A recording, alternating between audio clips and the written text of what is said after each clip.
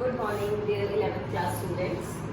जैसा कि last video से हमारा टॉपिक चल रहा था यूनियन एंड इंटरसेक्शन से रिलेटेड प्रैक्टिकल प्रॉब्लम्स, उसी टॉपिक को कंटिन्यू करेंगे। मिसलेनियस एक्सरसाइज के कुछ क्वेश्चंस करेंगे आज। तो एक बार इस क्वेश्चन को ध्यान से देखते हैं। This is a different type and important type also. So let us start. There are 200 individual with a skin disorder. 200 persons है आपके पास जिनको कोई skin disorder है। 120 had been exposed to chemical C1. उसमें से 120 ऐसे हैं जिनको chemical C1 से रिएक्शन है, 50 to chemical C2 और 50 ऐसे हैं जिनको chemical C2 से रिएक्शन है, and 30 to both C1 and C2 और 30 इंडिविजुअल्स ऐसे हैं जिनको chemical C1 से भी डिसऑर्डर है और chemical C2 से भी डिसऑर्डर है। तो find the number of individual exposed to, आपको फाइंड आउट करना है। फर्स्ट पार्ट देखिए, chemical C1 but not C2। हमें वो इंडिविजुअल्स निकालने हैं जिनको C1 केमिकल से तो स्किन डिसऑर्डर है लेकिन C2 से नहीं है। सेकेंड पार्ट है chemical C2 but not chemical C1 की केमिकल C2 से स्किन डिसऑर्डर है उन्हें और केमिकल C1 से स्किन डिसऑर्डर नहीं है। And the third one is chemical C1 और केमिकल C2, या तो उनको केमिकल C1 से डिसऑर्डर है या केमिकल C2 से डिसऑर्डर है, यानी इससे भी हो सकता है या फिर इससे भी हो सकता है। स्टूडेंट्स ध्यान से देखेंगे, जब हमने C1 और C2 लिखा और हमने किसके लिए यूज किया था और हमने यूनियन के लिए यूज किया था। अगर हम इसको याद करें तो हमने A यूनियन B की डेफिनेशन लिखी थी कि X such that X belongs to A और X belongs to B। It means दोनों में से किसी एक से भी बिलोंग करने का मतलब है ये आपसे क्या फाइंड आउट करवा रहा है, C1 यूनियन C2। लेकिन अभी तक जब हम क्वेश्चन करते आए हैं उनमें जो आपको बड़ा नंबर दिया जाता था, हम कह रहे थे जो हमने लास्ट वीडियो में क्वेश्चंस किए थे, हमने उन सब में इसको यूनियन कंसीडर किया था कि दो सेट्स लिए हमने और ये उनकी यूनियन है। तो इस क्वेश्चन में और उन और क्वेश्चंस में डिफरेंस क्यों है, पहले ये देखते हैं। हमें ये कहा गया कि 200 इंडिविजुअल्स को स्किन डिसऑर्डर है। स्किन डिसऑर्डर जरूरी नहीं है केमिकल C1 या केमिकल C2 से ही हो सकता है स्किन डिसऑर्डर किसी और केमिकल की वजह से हो। तो स्टूडेंट्स ये जो 200 इंडिविजुअल्स हैं ये आपका यूनिवर्सल सेट है, C1 यूनियन C2 नहीं है। इस चीज को बिल्कुल क्लियर कर लीजिए कि C1 यूनियन C2 से 200 नहीं आ रहा। C1 यूनियन C2 का मतलब है उनको या तो डिसऑर्डर C1 से होना चाहिए या C2 से होना चाहिए, लेकिन ऐसा भी तो हो सकता है कि जो स्किन डिसऑर्डर है वो C1 या C2 की बजाय किसी और केमिकल से हो। तो ये आपका यूनिवर्सल सेट है, C1 यूनियन C2 नहीं है, क्योंकि C1 यूनियन C2 तो आपको फाइंड आउट करने के लिए कहा गया है। अब ये चीज अगर आपको क्लियर है तो हम लिख लेते हैं कि क्वेश्चन के अकॉर्डिंग ये क्या है, number of elements in universal set. ये है आपका 200। केमिकल C1 की बात करें तो 200 है, यानी C1 आपका सेट हो गया केमिकल C1 के रिएक्शंस के लिए, यानी 120 है। एंड C2 का जो आपका स्किन डिसऑर्डर है वो है 50 और C1 and C2 and means intersection. ये आपको क्लियर होनी चाहिए डेफिनेशन। A इंटरसेक्शन B में हमने क्या कहा था, X such that X belongs to A and X belongs to B, यानी इंटरसेक्शन में एड और यूनियन में और। यहां बात करेंगे तो 30 to both C1 and C2। C1 and C2 का मतलब है C1 इंटरसेक्शन C2, ये आपके 30 है। अब जो फाइंड आउट करना है उस पे नजर डालते हैं। फर्स्ट पार्ट देखते हैं, chemical C1 but not C2। C1 हो और C2 ना हो, ये आप कैसे लिखेंगे, यानी आपको क्या फाइंड आउट करना है, फाइंड करना है C1 में तो है और C2 में नहीं है। एक तो ये फाइंड आउट करना चाह रहे हैं आप, दूसरा फाइंड आउट करना चाह रहे हैं C2 but not C1। C2 but not C1 यानी C1 वालों को सेपरेट कर दीजिए।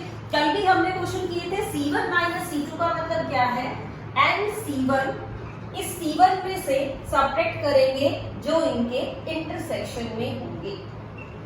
कैसे निकालेंगे, C1 minus C2 and C1 minus number of elements in the intersection of both. In the same way इसको क्या लिखेंगे, NC2 minus NC1 minus C1 intersection C2। Same way इसका है, तो वो आपके हट जाएंगे इसमें से जो दोनों में है, तो अकेले C1 वाले आ जाएंगे, यानी C1 केमिकल का ही रिएक्शन आ जाएगा।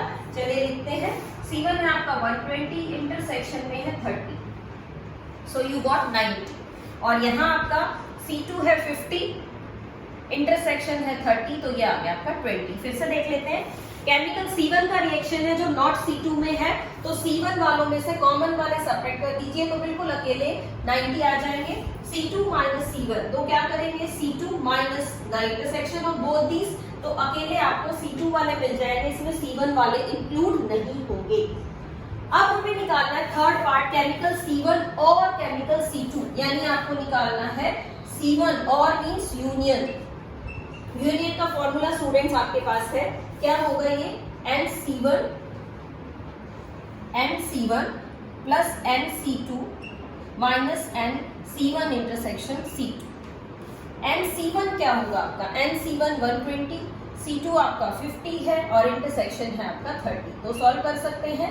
ये आया आपके पास 170 माइनस 30 यानी कि 140। 140 ऐसे हैं जिनको रिएक्शन है, चाहे C1 से हो चाहे C2 से हो। टोटल कितने थे, 200 थे, टोटल 200 थे, रिएक्शन वाले 140 है, इसका मतलब 60 इंडिविजुअल ऐसे हैं जिनको ना तो C1 से रिएक्शन है ना ही C2 से रिएक्शन है। उनको स्किन डिसऑर्डर तो है लेकिन C1 और C2 से नहीं है, किसी और केमिकल से उनको स्किन डिसऑर्डर होगा। तो ये चीज आपको बिल्कुल क्लियर करनी पड़ेगी कि ये आपको यूनियन नहीं दिया हुआ था, इस बार हमें क्या दिया हुआ था, ये यूनिवर्सल सेट था, हमने इतने इंडिविजुअल्स के ऊपर टेस्टिंग की है, लेकिन जो डाटा है वो दोनों केमिकल्स का था। तो इस तरह से आप इसको फाइंड आउट करेंगे। स्टूडेंट्स अगर आप इसको वेन डायग्राम से शो करना चाहें तो कैसे कर सकते हैं, वेन डायग्राम से देखिए, वेन डायग्राम से क्वेश्चन आपका थोड़ा इजी हो जाता है। ये आपका यूनिवर्सल सेट है, इसमें मैंने एक C1 ले लिया और एक आपका C2 ले लिया। ये C1 केमिकल वाले हैं, ये C2 केमिकल वाले हैं। अब आपको क्या निकालना है, C1 minus C2। C1 minus C2 आपने कैसे निकाला, जो कॉमन वाले हैं आपके वो 30 हैं, वो मैंने यहाँ लिख दिए हैं। C1 इंटरसेक्शन C2 में 30 है, पूरे C1 में कितने थे, पूरे C1 में 120 थे। अब C1 आपका यहाँ तक है, यहाँ तक आपका C1 सेट है, इस पूरे में 120 है, 30 तो यहीं पे आ गए, तो इधर वाले में कितने बचे, 90। C2 की बात करते हैं, C2 में टोटल है 50, अब C2 भी आपका यहीं तक है, 30 तो आपके इस पार्ट में इंक्लूड हो गए, तो यहाँ पे कितने बचे, 20। फिर से देख लीजिए, C1 पूरा यहाँ तक, तो टोटल मिला के 120, C2 आपका यहाँ और यहाँ तक है, तो टोटल मिला के 50।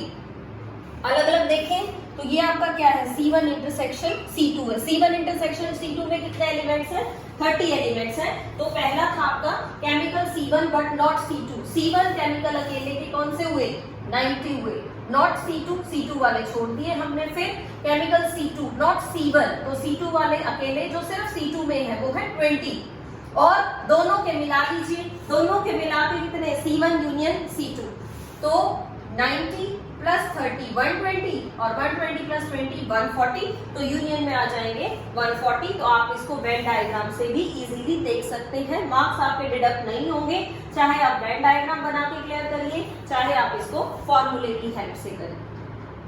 चलिए let us move on to one more question of this type so that it is clear to you कि ये आपको यूनिवर्सल सेट दिया जाता है या आपको यूनियन का सेट दिया जाता है। ये आपको स्टेटमेंट पढ़ के क्लियर होना चाहिए। देखिए एक दूसरी टाइप का करते हैं ताकि आपको क्लियर हो यूनियन है या यूनिवर्सल सेट। इसमें कहा गया है a survey shows, a survey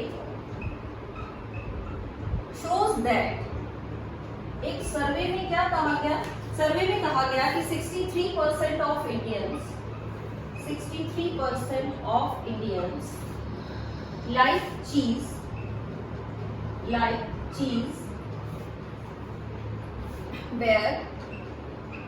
whereas 76% like apples, 76% like apples.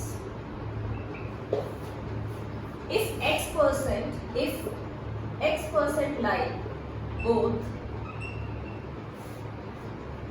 apple and cheese, both apple and cheese, and each Indian likes at least one of these, at least one of these, then find x. देखिए बेटा, statement ध्यान से समझते हैं।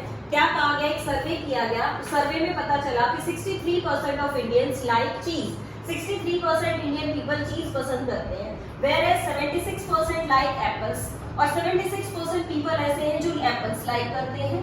साथ में कहा गया कि if x% like both Apple and चीज, x% लोग ऐसे हैं जो एप्पल और चीज दोनों ही पसंद करते हैं, यानी वो एप्पल भी पसंद कर रहे हैं और चीज भी, and each Indian likes at least one of these. और साथ में कहा गया है कि जो भी इंडियन है वो एटलीस्ट वन ऑफ दीज जरूर लाइक करता है। मतलब जितने भी इंडियंस हैं, जितना भी टोटल आपका डाटा है, वो या तो एप्पल पसंद करते हैं या फिर चीज पसंद करते हैं, या दोनों में से कोई ना कोई चीज उनको जरूर पसंद है। इसका मतलब क्या है, इसका मतलब जितने भी इंडियंस में रिसर्च हुआ है वो सारा आपका यूनियन में आएगा। उसमें ये वर्डिंग नहीं लिखी हुई थी कि एटलीस्ट वाला वर्ड, जिसमें भी क्वेश्चन में एटलीस्ट वन ऑफ दीज वाला कॉन्सेप्ट दिया हुआ हो, जिसकी स्टेटमेंट में ये वर्डिंग साथ दी हुई हो, उसमें यूनियन सेट है, अदरवाइज वो आपका यूनिवर्सल वाला सेट होगा। आपको क्या फाइंड आउट करना है, फाइंड एक्स। तो हम एज्यूम कर लेते हैं आपका चीज वाला जो है वो सेट मान लीजिए C, तो NC 60%, तो number of elements that like चीज दैट इज 63 परसेंटेज है, तो हम आउट ऑफ 100 कंसीडर कर लेंगे। और एप्पल की बात करें तो number of element, number of individuals who likes Apple, Apple वाले हैं आपके 76%, एंड x% लाइक बोथ, यानी कि like both and means intersection, यानी इंटरसेक्शन किसकी, C इंटरसेक्शन A, जो दोनों ही पसंद करते हैं वो है x। और अब बहुत ध्यान से देखेंगे कि जितने भी इंडियंस हैं, इंडियंस कितने हुए, परसेंटेज की बात करें तो टोटल हो गए आपके पास 100, परसेंटेज 100 में से आती है, तो यूनियन आपका 100 है, यानी कि C यूनियन A ये आपका 100 है, यानी कि चीज और एप्पल लाइक करने वाले सारे इंडियंस मिला के कितने हैं, 100 है, क्योंकि डाटा परसेंटेज में से गिवन है। आपको फाइंड आउट करना है x, रिजल्ट आपके पास है, लिख लीजिए C union A is equal to NC NA minus NC intersection A।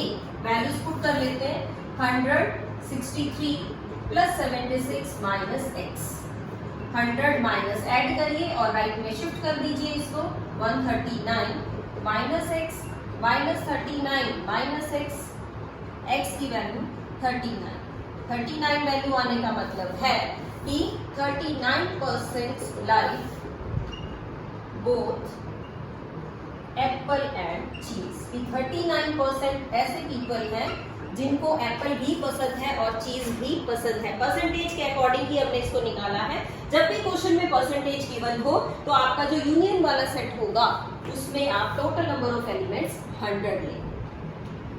ये थी बात स्टूडेंट्स उन सेट्स की जिसमें आपके पास दो ही सेट्स गिवन होते हैं। अब हमें एक बहुत इंपॉर्टेंट टाइप करनी है जो आपकी मिसलेनियस एक्सरसाइज में दी हुई है, वो है आपकी अगर आपके पास सेट 2 की जगह 3 आ जाए तो आप कौन सा रिजल्ट अप्लाई करेंगे और उस 3 सेट्स वाले को किस तरह से आप फाइंड आउट करेंगे। तो पहले तो हम उसका फॉर्मूला ही लिख लेते हैं।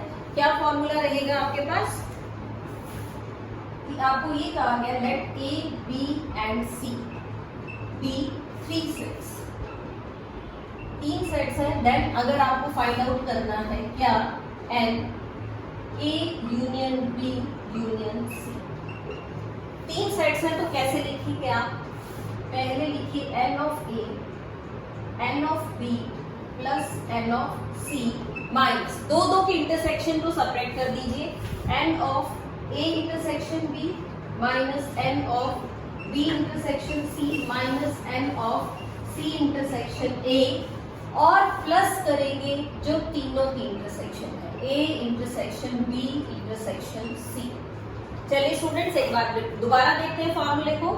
If A and B are 3 sets, then if you have to find out A union B union C, then what is the method for it? N A plus N B and C minus A intersection B, B intersection C, C intersection A, and then you will add an A intersection B intersection C. So let us take an example so that it is clear to you. अब statement इसकी काफी बड़ी है तो मैं पूरी statement तो नहीं लिखूंगी, आपको सिंपल सा एक क्वेश्चन कराते हैं जिसमें कहा गया है इन अ सर्वे ऑफ 60 पीपल, तो 60 पीपल्स का सर्वे है, टोटल पीपल आपके पास मैं लिख रही हूँ, स्टेटमेंट आपको मैं व्हाट्सएप कर दूंगी, 60 पीपल हैं आपके पास total. It was found that 25 read newspaper H, तो न्यूज़पेपर H पढ़ने वाले 25। फिर कहा गया 26 read newspaper T, newspaper T है आपका, उसको रीड करने वाले 26 हैं। एंड 26 रीड न्यूज़पेपर I, एक और न्यूज़पेपर है न्यूज़पेपर I, उसको रीड करने वाले 26 हैं।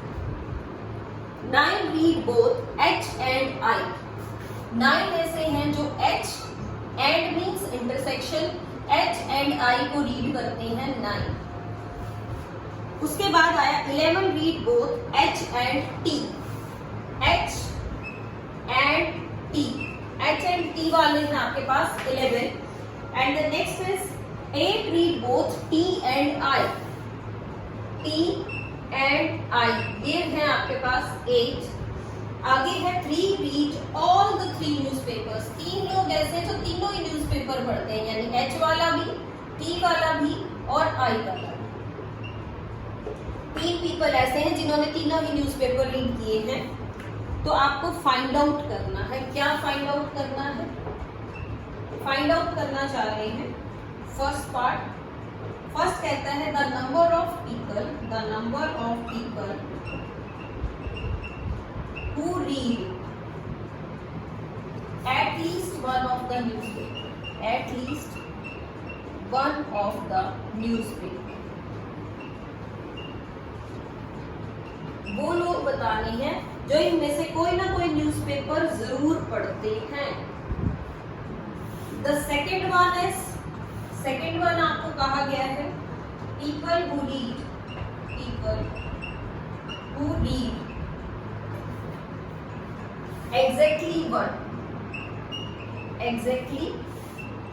one newspaper, जो एक न्यूज़पेपर पढ़ते हैं। and the third one is people who read, people who read none of the paper, none of the paper। अब इस क्वेश्चन को ध्यान से समझें। 60 पीपल्स पे सर्वे किया गया, 60 पीपल्स के पास 3 न्यूज़पेपर हैं, न्यूज़पेपर H, T, I। 25 जो न्यूज़पेपर H रीड करते हैं, 26 है जो न्यूज़पेपर T रीड करते हैं, I है जो 26 है, I न्यूज़पेपर वाले। H और T H और I न्यूज़पेपर 9 पीपल्स पढ़ रहे हैं, H और T 11 है, T और I 8 हैं, और 3 लोग ऐसे जो ये तीनों ही न्यूज़पेपर पढ़ते हैं। तो आपका जो क्वेश्चन है उसमें ये नहीं कहा गया कि ये जो 60 है ये जरूर कोई ना कोई पेपर पढ़ते हैं, ऐसा इस स्टेटमेंट में गिवन नहीं था। इसका मतलब इस 60 में कुछ ऐसे लोग भी हैं जो न्यूज़पेपर रीड ही नहीं करते, उन्हीं को हमें फाइंड आउट करना है। तो जो फाइंड करना है उसको ध्यान से देखते हैं दोबारा। नंबर ऑफ पीपल बताने who read at least one of the newspaper, हमें वो लोग बताने जो कम से कम एक पेपर जरूर पढ़ते हो, यानी वो पेपर पढ़ते हो, चाहे वो H पढ़े, चाहे T पढ़े, चाहे I पढ़े, चाहे वो सारे पढ़े, यानी कम से कम एक जरूर। Means at least word use हो गया, आपको बताया था एट लीस्ट का मतलब क्या है। एट लीस्ट का मतलब है इनकी यूनियन आपको निकालनी। लास्ट क्वेश्चन में हमने ये बात क्लियर की थी कि at least means union, union given है। अब इस क्वेश्चन में एटलीस्ट नहीं था, एटलीस्ट वाला आपको फाइंड आउट करना है, इट मींस आपको एक तो यूनियन फाइंड आउट करनी है। People who read exactly one newspaper, वो बताने हैं जो सिर्फ एक ही न्यूज़पेपर पढ़ते हो, यानी या तो वो H पढ़ते हो, सिर्फ H वाले, सिर्फ T वाले और सिर्फ I वाले, उन तीनों को अलग अलग निकालेंगे और ऐड करेंगे। Last one is people who read none of the newspaper, ऐसे लोग जो कोई भी न्यूज़पेपर नहीं पढ़ते, यानी टोटल 16 है। हम यहाँ निकालेंगे जो न्यूज़पेपर जरूर पढ़ते हैं, चाहे कोई भी पढ़ते हो। 60 में से ये वाले सब्ट्रैक्ट कर देंगे तो न्यूज़पेपर रीड करने वाले पीपल आ जाएंगे आपके पास। तो स्टूडेंट्स, हम इस डाटा को वेन डायग्राम से समझने की कोशिश करते हैं, because Venn diagram is very easy to understand, और 3 सेट्स वाले क्वेश्चंस में वेन डायग्राम बहुत जल्दी आपके क्वेश्चंस को सॉल्व भी कर देगा। चलिए मैं यहाँ से इरेज कर रही हूँ और इस डाटा को देखते हुए एक वेन डायग्राम बनाते हैं। ये हम यहाँ लिख लेते हैं कि आपको फाइंड आउट करना है H union T union R, ये फाइंड आउट करें। देखिए वेन डायग्राम बनाया इस डाटा से, ये यूनिवर्सल सेट यानी टोटल 60 एलिमेंट्स है इसके अंदर। अब आपके पास 3 न्यूज़पेपर है, एक न्यूज़पेपर है आपका H, एक न्यूज़पेपर है आपका T और एक न्यूज़पेपर है आपका I। इस तरह से आपको वेन डायग्राम बनाना है H, T और I। अब इस डाटा को धीरे धीरे ध्यान से फिल करेंगे इसको पढ़ते हुए इसके अंदर। सबसे पहले मैं बात करूंगी जो तीनों में कॉमन है 3। देखिए स्टूडेंट्स, ये जो वैल्यू है आपकी, ये वाला जो पार्ट है इसका, ये एक ऐसा पार्ट है जो तीनों में कॉमन है। ध्यान से देख लीजिएगा आप, ये आपका H में भी है, यही वाला पार्ट आपको T में भी नजर आ रहा है, यही वाला पार्ट आपको I में भी नजर आ रहा है, तो यहाँ मैं लिखूंगी 3, यानी ये सभी के अंदर है। फिर बात करते हैं H इंटरसेक्शन I, H और I में 9 है। H और I वाला पार्ट, H और I वाला जो कॉमन पार्ट है वो ये दोनों मिला के 9 होना चाहिए। 3 हम ऑलरेडी लिख चुके हैं तो यहाँ आ जाएगा 6, ताकि ये दोनों आपके 9 बन जाए। आगे देखते हैं data H intersection T, H और T में मिला के एलिमेंट्स हैं 11। H और T का कॉमन पार्ट ये और ये 3 ऑलरेडी आ चुके हैं, आपके पास है 11, तो यहाँ पे 8 आ जाएगा, ताकि H और T दोनों मिला के आपके पास 11 आ जाए। फिर बात करेंगे T and I। Now T and I में एक तो ये पार्ट आपका कॉमन है और एक नीचे वाला पार्ट कॉमन है, तो T एंड I में टोटल 8 है। 3 आप यहाँ लिख चुके हैं तो यहाँ आप लिखेंगे 5, ताकि T और I वाला अगर आप पार्ट देखें तो आपके पास 1 आ जाए। चलिए let us move on to the next data. H read करने वाले टोटल 25 हैं। H सेट देख लीजिए आप कहाँ तक है आपका, ये है आपका H सेट। टोटल 25 हैं, जो हम यहाँ लिख चुके वो बाद में यहाँ नहीं लिखेंगे। देखते हैं, ये है 8 और 3 11, 11 और 6 17, पूरा 25 का है H वाला सेट। 17 हम ऑलरेडी लिख चुके, रिपीट करना नहीं है, तो यहाँ आपका आ गया 8, ताकि ये सारा मिला के 25 बन जाए। अब हम T की बात करते हैं। T है आपका 26, T सेट ये है आपका 26 सारा है। यहाँ देखते हैं 11 और 5 16, तो 26 के लिए यहाँ बचे आपके पास 10। T इंटरसेक्शन I, T और I ये तो हम लिख चुके हैं। I वाले टोटल है 26, I वाले 26 हैं, हम कितने लिख चुके हैं ऑलरेडी 9 और 5 14 आपके आ चुके हैं I वाले, तो जो अलोन बचे वो बचे आपके 12। 14 यहाँ है, 26 में से 12 यहाँ आ गए। हमने वेन डायग्राम बना लिया। इस वेन डायग्राम से एक बार हम अपने इस पूरे डाटा को देखते हैं, क्या हम ठीक लिख रहे हैं। देखिए सबसे पहले बात की H सेट कितना है 25, H वाले सभी को ऐड किए 25 आता है। ये देखिए 14 17 एंड 8 25। चलिए T की बात करते हैं 26 10 18 21 एंड 5 26। I 26 है 12 5 17 20 एंड 26, ये भी ठीक है।